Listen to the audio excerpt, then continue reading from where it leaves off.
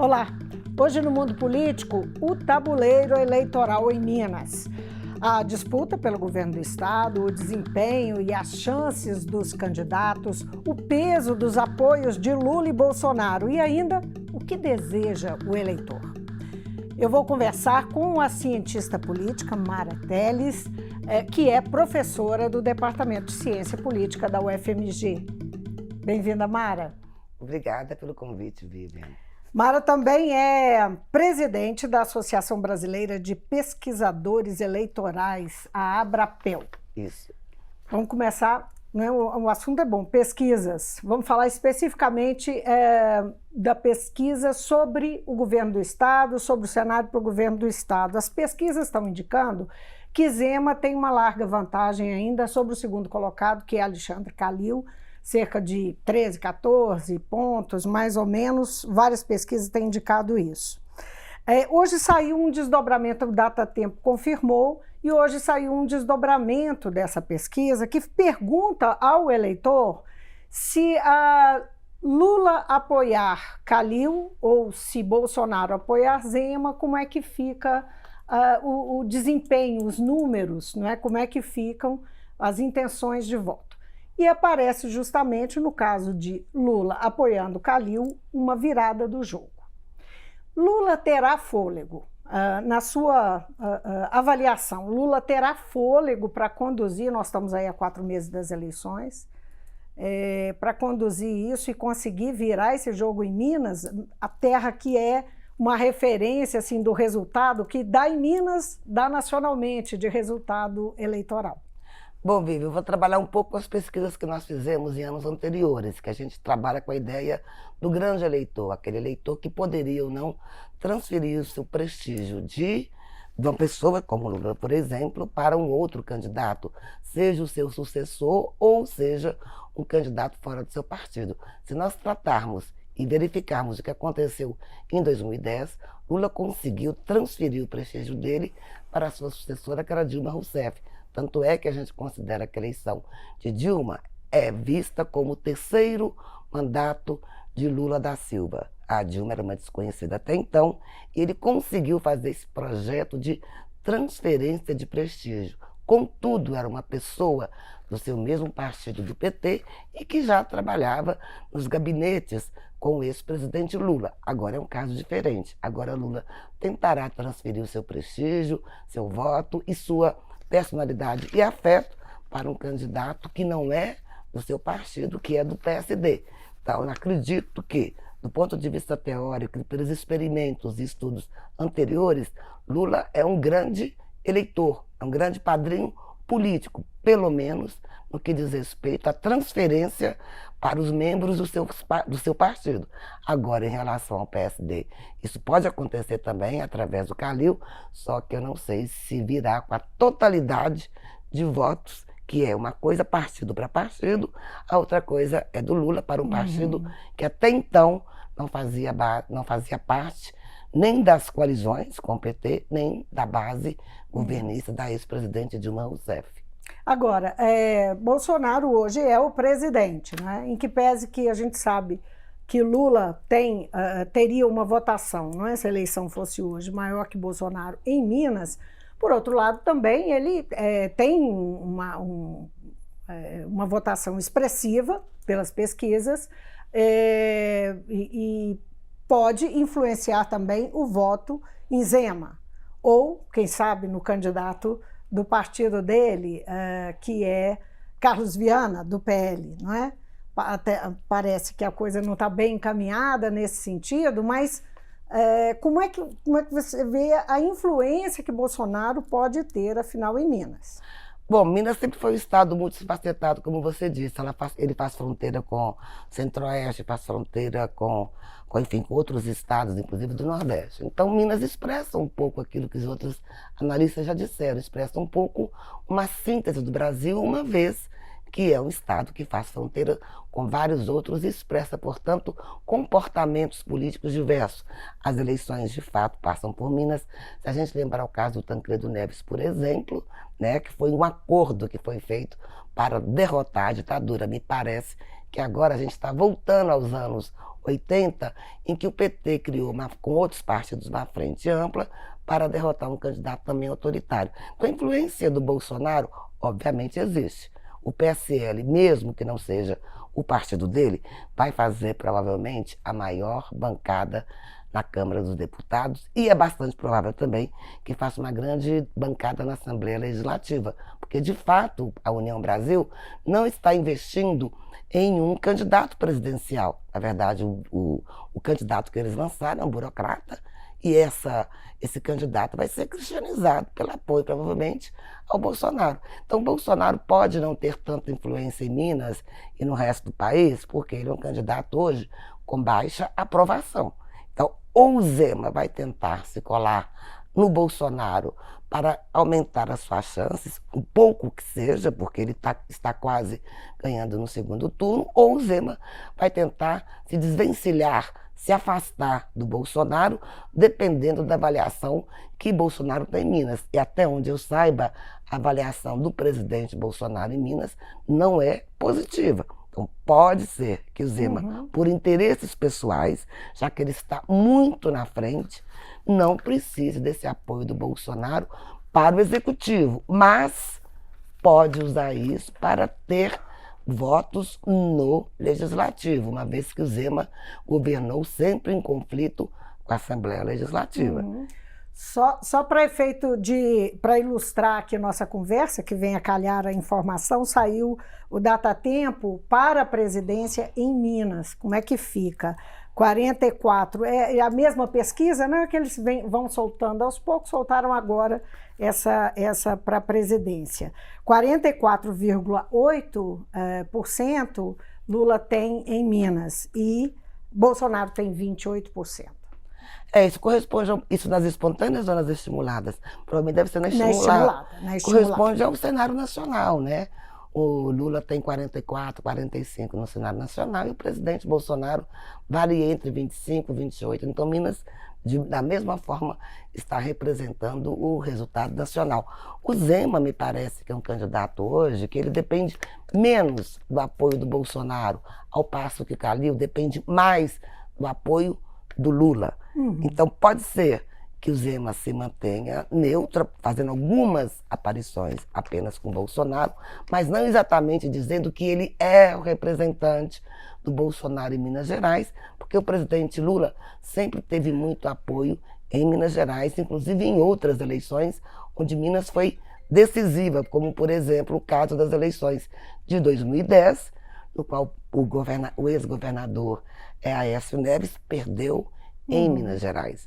Agora, é exatamente o que está acontecendo agora, né? A Zema tem feito um esforço de não se posicionar, não é? Ele tem sido cortejado por Bolsonaro e tem tentado se manter dúbio, não é? Uma atitude que não se sabe se ele vai ceder ou não. Ele está olhando para o futuro aí, quer dizer, tem 4 meses pela frente. Ele está dando tempo ao tempo?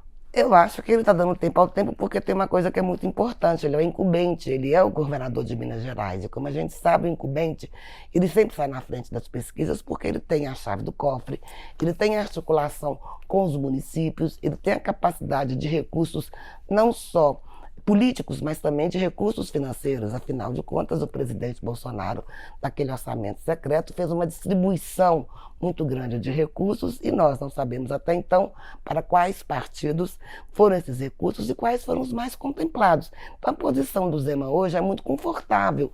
Ele é o governador. A tendência no Brasil, no geral, é de reeleição dos governadores. Então, não é surpreendente que o governador Zema esteja na frente. Se você olhar para os outros estados, aqueles que estão se candidatando à reeleição também estão na frente. O desafiante é o ex-prefeito Calil. É o Calil que tem que fazer acordos mais amplos, tentar usar o prestígio do Lula para chegar a um segundo turno. Minas não tem muita tradição de segundo turno.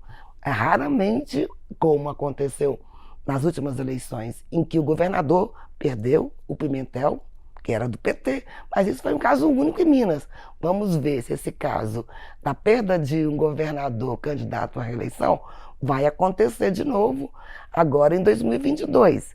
porque a tendência sempre foi de reeleição, mas a derrota do Pimentel derrubou essa tendência histórica de reeleição do governador. Contudo, o Pimentel nunca apareceu muito bem nas pesquisas das eleições de 2018. E agora, mesmo antes do horário eleitoral, Zema se coloca bem à frente do seu principal desafiante, que é o Calil. A propósito dessa questão de reeleição, né, nós temos um cenário também que, se eventualmente Lula vencer essa eleição, está também mudando essa história de reeleição no Brasil, né, desde a redemocratização, desde do Estatuto da Reeleição, na verdade, que os presidentes sempre se elegem. Não é? Sim, mas é porque as eleições de 2018, elas foram umas eleições que a gente pode chamar de eleições desviantes. Tanto o Temer não foi um candidato à reeleição. Então não houve um corte. Na verdade, o Bolsonaro e o Haddad se colocaram como não continuadores do Temer. A gente teve em 2016 o impeachment da ex-presidente Dilma. Provavelmente a ex-presidente Dilma ela não iria se candidatar porque era o segundo mandato dela. Então não houve uma ruptura em termos de reeleição em 2018, porque Temer não se candidatou à reeleição.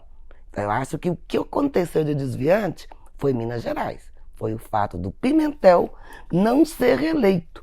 Porque esse ano, Vivian, eu acho que é um ano totalmente diferente de 2018. É um ano em que os partidos tradicionais voltaram à cena e os outsiders saíram de cena. São os políticos. Pois é, não tem mais espaço para outsider? Você diria isso assim com Eu acho que os outsiders... segurança?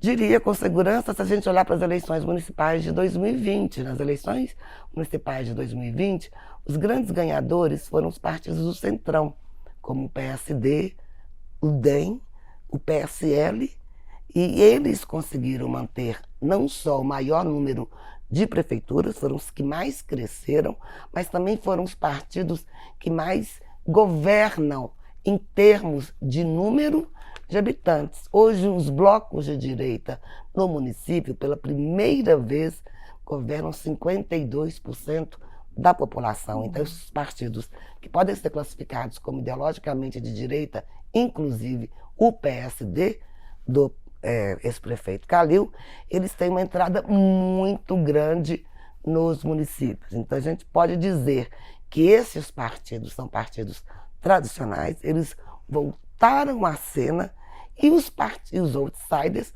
perderam nas eleições de 2020 e é possível que também percam agora nas eleições de 2022 para presidente. Então é uma eleição para os políticos mais tradicionais, sobretudo, Vivian, considerando as federações. As federações vão dar pouco espaço para a entrada de novos candidatos, uma vez que limita o número de candidatos em cada uma das federações. E isso repercute em Minas também. Como é que você lê, por exemplo, a escolha que Zema parece apontar para ela de adiar o máximo possível a composição da chapa dele na busca de uma aliança? Zema, que entrou na política como outsider, não é? Que se elegeu numa chapa puro sangue, que não fez nenhum tipo de aliança e agora busca uma aliança mais ampla possível, é isso que ele tem dito, para esse ano, não é? Como é que que leitura que você faz disso, não é? Ele está em aberto com a chapa para o Senado e para vice, e negociando. Olha, eu vou tratar do ponto de vista teórico. Tanto Zema quanto Calil eram outsiders. Quando Calil entrou e venceu as eleições, ele derrotou duas máquinas poderosas em Belo Horizonte, tanto PSDB quanto PT. Na reeleição, ele já fez outra campanha. Agora, Belo Horizonte tem prefeito. Ele abandonou o discurso de outsider. O Zema, a mesma coisa. Entrou na campanha com discurso anticorrupção, antipolítica, antissistema. Só que tudo isso eram declarações discursivas. Na verdade, não eram realidade. O Zema agora se tornou, portanto, um político que depende das estruturas partidárias. Logo, eu acredito que ele vai tentar compor, tendo em vista tempo de televisão, tendo em vista número de prefeitos de acordo com X partidos. Então, eu acho que o Zema está sendo prudente. Por quê? Porque ele é a pessoa que está na frente. Ele não precisa, ao contrário do Calil, se posicionar muito rapidamente como representante de Lula em Minas Gerais. É isso que o Calil quer. Bom, eu tenho a prefeitura, eu tenho Belo Horizonte, eu tenho a região metropolitana de Belo Horizonte. É importante dizer que a região metropolitana de Belo Horizonte é aquela que mais elege deputados à Assembleia Legislativa. Belo Horizonte, a região metropolitana, é sobre-representada na Assembleia. Então o Calil tem que se posicionar. Ele que é o desafiante. O Zema está na posição muito tranquila. Eu acho que ele está sendo prudente, porque ele está olhando para as prefeituras, para os recursos e olhando para o cenário nacional. Se o presidente Bolsonaro se mantiver aí com altas taxas de reprovação, qual vantagem leva Zema para apoiá-lo incondicionalmente em Minas Gerais? Nenhuma. Calil e Zema, que vantagens e fragilidades você enxerga em cada um? Primeira vantagem do Calil é o fato dele ter governado uma cidade que é a capital, e a capital sempre irradia para o resto do estado. A segunda vantagem, como eu disse, no estudo que nós fizemos, que vai ser publicado agora, já saiu o livro, vai ser lançado na BCP, é o fato de que a região central, a região metropolitana, é sobre-representada, ou seja, aqui se elege maior número de deputados, inclusive desproporcional à população. Tem mais deputado do que população. Então pode ser que ele conte, né, com esse voto que vem da região metropolitana que influencia o estado. Além disso, o Calil tem o fato do apoio do presidente Lula, que pode transferir parte do seu prestígio. Quais são as dificuldades do Calil? Justamente o Calil, ele é o desafiante. Ser desafiante é muito mais difícil, sobretudo num cenário em que a população busca mais segurança do que muitas renovações. O presidente Lula, por exemplo, ele já foi presidente. Eu não acredito que um outro quadro, como a terceira ou quarta via em Minas nacionalmente, seja capaz de ter fôlego, porque a busca agora é de segurança, é daquele político que é conhecido, etc. O Zema tem a vantagem que eu acho que é muito importante. O Zema tem aí a chave do cofre. Ele tem, de certa forma, o controle dos municípios. Lembra das políticas dos governadores, os quais os prefeitos tendem a apoiar aquele candidato que está à frente, porque os prefeitos dependem dos recursos do governador eleito. Então, eu acho que isso é muito importante para o Zema. O principal ponto negativo para o Zema é o fato justamente do Zema poder ser colocado na campanha via o Calil como representante do Bolsonaro. E acredito que a campanha do Calil fará isso, tentará imputar ao Zema o atributo de representante do Bolsonaro e, portanto, de um governo muito mal avaliado. E o que o eleitor, Mara, vai cobrar dos candidatos, né? Especialmente falando de governo do Estado, que, em geral, a gente observa que os candidatos à presidência, eles têm muito mais visibilidade e muito mais uma opinião formada. Os eleitores formam primeiro opinião sobre os candidatos à presidência. Me corrija se eu estiver errada. Os candidatos ao governo do Estado nem sempre deixam para ser escolhidos mais à frente, os senadores também. O que o eleitor mineiro vai querer dos candidatos? Normalmente as pessoas falam que os eleitores votam pelo programa. Não sei. Esse ano está diferente. Esse ano os eleitores estão votando pela vontade de mudar, ou estão votando também ideologicamente, ou estão votando pela economia. Eu acho que é uma eleição muito diferente. As pessoas falam, eu quero saúde, ou eu quero educação. Tudo bem. Elas acham que tal candidato representa mais isso, muito mais do que o fato de ficarem lendo o programa de cada um dos candidatos. Tanto é que até hoje o presidente Lula não apresentou seu programa, o presidente Bolsonaro também jamais apresentou seu programa, e o ex-presidente Lula está saindo na frente. Por quê? Porque ele sai com uma memória muito importante do que ele fez. O Zema vai tentar também usar quais recursos. Eu fiz e apresentar suas obras. Se ele conseguiu, ele convenceu o eleitor de que ele fez obras, de que ele combateu a pandemia, de que ele conseguiu redistribuir renda, de que ele conseguiu melhorar o salário do funcionalismo, o eleitor pode votar nele, não tanto pelo tema, mas a disputa em Minas ela é uma disputa federalizada. A gente não pode tratar Minas à parte, como o caso de outros estados, em que a disputa dos governadores é uma disputa dentro daquilo que ocorre no estado. Não é a primeira vez que a eleição de Minas é federalizada. Aconteceu com Dilma e Aécio. E agora me parece que está acontecendo de novo. Os temas em Minas serão, do meu ponto de vista até agora, temas nacionais. É por isso que há esse enorme interesse do Lula em Minas Gerais e interesse do Calil de se associar ao Lula para transformar a eleição de Minas numa eleição federal para presidente. Então, me parece que a variável aqui vai ser colocar Lula versus Bolsonaro. Cada um, mesmo que o Zema não queira se apresentar como candidato do presidente Bolsonaro. Obviamente, a campanha do Calil vai tentar federalizar e a campanha do Zema vai tentar estadualizar. Você acha que ele pode ficar, enfim, ele pode ser levado a tomar um lado por se reproduzir aqui a polarização nas candidaturas Eu acho que quando o presidente Lula vem estaduais, aqui, visita Belo Horizonte, visita Contagem, ainda no início da campanha, ele está querendo dizer isso, né?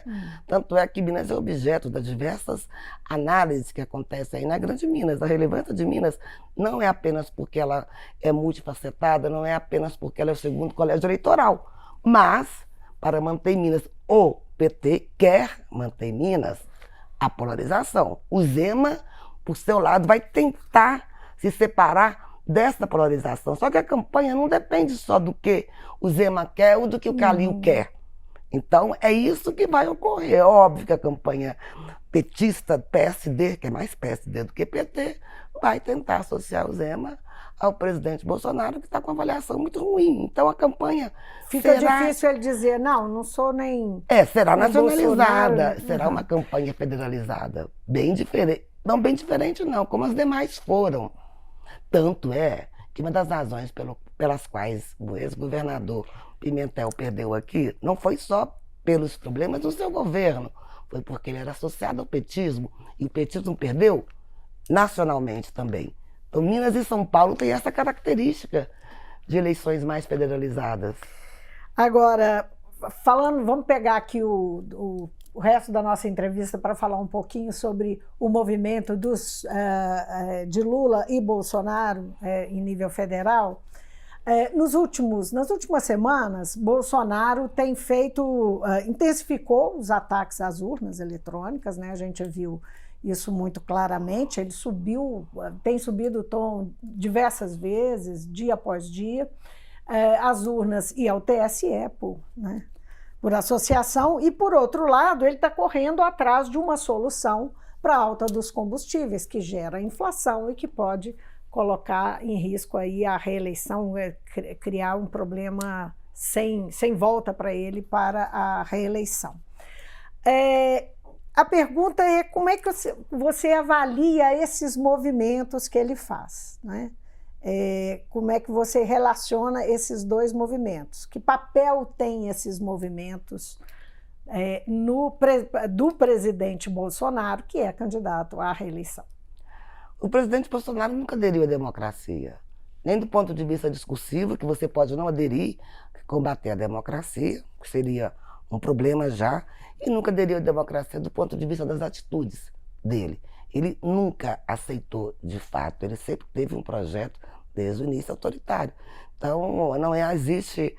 Quando ele diz que ele não vai aceitar as eleições, ele não está mentindo. Ele disse ontem, por exemplo, nos discursos que ele fez, que ele só perderá se as urnas forem fraudadas. Então, eu espero aqui no Brasil o mesmo movimento que aconteceu internacionalmente, que pode ser demonstrado ou ilustrado pelo caso do Capitólio, né, quando Trump perdeu as eleições, e, de fato, Trump pediu subjetivamente a seus eleitores que não aceitassem o resultado. Então, todos os atos do presidente Bolsonaro não deixam sombras de dúvidas nos seus propósitos de não aceitar os resultados das eleições. Ontem mesmo eu recebi uma fake news, né, ou não era uma fake news, do grupo Urna Auditáveis, dizendo que o presidente Bolsonaro só perde no primeiro turno se houver fraude. E ele repetiu isso, que ele só perde no primeiro turno se houver fraude. Então não sou eu que estou dizendo, não há o que avaliar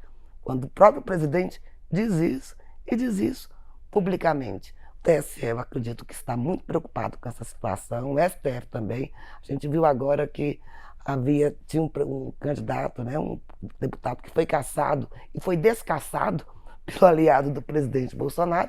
Então, é uma situação de erosão completa do sistema democrático no Brasil. E é isso que o presidente Bolsonaro pretende, romper institucionalmente com as regras do jogo democrático. Ele já vem rompendo com essas regras. Voltando ao caso um pouquinho de Minas Gerais, eu me lembrei agora de um dado da pesquisa de 2010. Quando Lula apoiava Serra, Serra ganhava as eleições. A gente tem produzido, tem artigos sobre isso. Então, só que, eu não sei se isso acontecerá com Calil, veja, mas aconteceu em relação também ao Serra. A pergunta era, se Lula apoiar o Serra, você votaria em Dilma ou em Serra? O eleitor votava em Serra. Então, a cor de Minas interessa muito mais a Calil, talvez, do que o PT, mas também interessa ao PT, porque o PT tem que ter um palanque em Minas Gerais, que é um estado muito importante. A gente usa muito essa expressão, né? Ter um palanque. O que é ter um palanque? Porque isso é uma figura simbólica. O que é exatamente ter um palanque? Ter um palanque é ter um palco, é ter um governador que apoie, que coloque a sua estrutura à disposição, sobretudo se for um governador bem avaliado. A estrutura implica também o partido dele. A estrutura implica o partido dele, tem também os deputados, não depende só do desafiante ou do governador, mas depende de quem vai correr pelo Estado, quem vai dar apoio àquele candidato que é apoiado pelo presidente Lula ou vice-versa naquele Estado, inclusive em relação aos municípios, porque o Calil não vai conversar apenas com os deputados, ele vai conversar também com os prefeitos, porque os prefeitos são fundamentais. Os prefeitos dão apoio aos deputados, os deputados se elegem para depois terem maioria na Câmara dos Deputados. Então, as eleições de prefeito, de deputado, de presidente, elas se confundem, elas são um jogo de xadrez muito complexo. A propósito, eu estou com um livro aqui, Eleições Municipais na Pandemia, não é? Que é um livro que Elcimara, eu organizadora, junto com Antônio Lavareda, o cientista político Antônio Lavareda, ambos organizaram um livro tratando, evidentemente, desse assunto, eleições municipais na pandemia. E aí vem a pergunta, né? Vocês acabaram de lançar o livro. Eu sei que isso aqui, nesse livro, ao falar de eleições municipais, vocês também estão falando de eleições presidenciais que estão acontecendo agora. Isso, exatamente. Tanto que uma das perguntas... Como é que a gente relaciona isso? Uma das perguntas do início que a gente fez para os autores, a gente fez uma série de workshops para organizar, era como os resultados das eleições municipais poderiam afetar o quadro de 2022. Os autores fizeram, a partir dos seus capítulos, que eram capítulos sobre fake news, capítulos sobre a lei eleitoral, sobre o sistema partidário, tentaram responder essa questão. Vou falar exatamente um pouco do capítulo que eu organizei, além do livro inteiro. As eleições municipais, elas são muito importantes, elas nos dizem muito sobre o quadro naquele momento. Por exemplo, quem ganhou em 2022 no país todo, quem cresceu em 2022 no país todo, foram os blocos de direita. A esquerda perdeu fragorosamente as eleições municipais de 2022. De 2020. De 2020. Não só a esquerda perdeu, quando a gente os vê como um bloco, como o PT também perdeu. Então, a esquerda tinha, em 2012, 42% das prefeituras. Passou a ter 14% em 2020. O que isso significa? Veja bem os movimentos do ex-presidente Lula. Ele está caminhando e tentando buscar o voto dos conservadores e das direitas em geral, de uma direita mais democrática, olhando o que foi o resultado de 2020, onde a esquerda perdeu e a direita cresceu muito. Então, pelo menos, né, isto nos diz as eleições municipais, do ponto de vista ideológico, como seriam as eleições de 2022. E como seria? Seria a busca pelos votos do eleitor mais à direita. E isso está se confirmando agora. E o Lula não tem derrapado um pouco nessa busca do voto mais ao centro, entre o centro e a direita, entre os mais conservadores, na medida que ele tem falado algumas coisas que têm causado, por exemplo, né, a mais notória delas, há algum tempo atrás, há talvez um mês e pouco atrás, que ele fez um comentário da posição dele em relação ao aborto, né, que não era pessoal, mas era como chefe de Estado. Isso não é delicado nessa busca do voto mais conservador? Não só do eleitor, mas dos políticos, de quem pode apoiá-lo? O Lula tem hoje 51% dos votos, 53% dos votos no primeiro turno, independente de ter ou não se aliado com os conservadores. Eu acho que esse detalhe de termos necessariamente de ter um voto da direita para ganhar é muito mais uma declaração ideológica do que uma verdade política. Quem ganha hoje com 53% dos votos precisa de fato de todo esse eleitorado para chegar aos 70%? É isso que eu me pergunto. A pergunta é se ele perde. Não, a pergunta é se ele precisa dos conservadores tanto quanto ele diz. Será que isso é fato? Em segundo lugar, indo muito para a direita, ele pode perder eleitores à esquerda. Então eu acho que é um jogo muito complexo. E do meu ponto de vista, o PT não está sabendo jogar muito bem esse jogo. Porque não adianta ele buscar os conservadores de um lado e perder para o outro lado. Ele vai ter que saber manejar isso. Então, quando ele fala de aborto, isso não afetou nada o eleitor dele, porque o Lula vai jogar com o tema econômico, ele não vai jogar com os temas morais. Quem vai jogar com os temas morais e comportamentais é a campanha do presidente Bolsonaro. E a campanha petista da frente não pode escorregar para os temas morais, porque o eleitor brasileiro é conservador. Eu acredito que o Lula ficará mais nos temas econômicos. Esses escorregos do Lula não acabam retirando o voto dele já está muito consolidado. Tampouco os escorregões do presidente Bolsonaro tiram seu voto. Ele tem 80% dos eleitores que dizem hoje que votariam em Bolsonaro, continuam votando em Bolsonaro, independente das esdrúxulices que ele fale. Em relação ao presidente Lula, a mesma coisa. Eles têm que atrair, são esses indecisos, que são poucos. O número de indecisos e de não votantes no Brasil está bem reduzido, Vivian, quando a gente olha para as eleições anteriores. Se você somar votos do presidente Lula, 43, mais 30 que seja do presidente Bolsonaro, a gente tem mais de 70% dos eleitores definidos. Isso é a primeira vez. Em que um tempo tão distante das eleições, o eleitor, dois candidatos, tenham 70%, quase que o total dos votos. Então, eu acredito que o Lula, a campanha petista está muito preocupada com os conservadores, do meu ponto de vista, excessivamente, porque o Lula hoje teria voto suficiente, ele tem que conseguir algum voto a mais para enfrentar o primeiro ou segundo turno. Mas isso é uma opinião de estratégia política. Eu teria outra estratégia agora. Isso não é científico. Mara, muitíssimo obrigada por participar do Mundo Político. Da próxima vez, quem sabe a gente discute essa estratégia, mas o nosso tempo foi. Obrigada demais. Eu que agradeço muito e desculpa aí pelo telefone que tocou aí durante a entrevista. Está perdoada. Eu conversei com a cientista política Elcimara Telles, professora do Departamento de Ciência Política da UFMG, sobre as disputas eleitorais em Minas. A gente se despede aqui. Obrigada pela companhia. Até amanhã.